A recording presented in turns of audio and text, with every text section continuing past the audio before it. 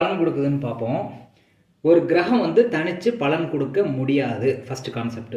இந்த கிரகம் வந்து அது நின்ற நட்சத்திரத்தை வச்சு அந்த விஷயத்தை இந்த கிரகம் செய்யும். இதை மட்டும் நீங்கள் ஞாபகம் வச்சுக்கிட்டா போதும். இப்போ ஹஸ்த நட்சத்திரத்தில் சுக்கிரன் இருக்குது.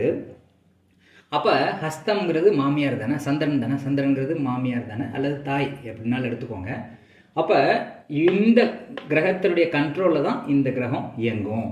அப்போ சுக்கிரன் வந்து தன்னுடைய மாமியார் கண்ட்ரோலில் தான் இருப்பாங்க. அதாவது ஜாதகி வந்து மாமியார் பேச்சை தான் கேட்பாங்க அப்படின்னு கேரண்டியாக சொல்கிறோம். ஜாதகி மாமியார் சொல்வதை செய்வார். மாமியார் சொல்கிறது தான் இவங்க கேட்டாகணும். பிடிச்சிருக்கோ பிடிக்கலையோ, அதை பிடிச்சி செய்வாங்களா பிடிக்காமல் செய்வாங்களா அப்படின்னா சுக்கிரனும் சந்திரனும் பகை கிரகங்களா. அப்போ இந்த ஜாதகி வந்து தன்னுடைய மாமியார் பேச்சை கேட்டாகணுங்கிறது தலையெழுத்து. ஆனால் பிடிக்காம தான் பண்ணுவாங்க. ஏன்னா சுக்கிரனும் சந்திரனும் எதிரிகள்ங்கிறதுனால வேறு வழி இல்லாமல் இந்த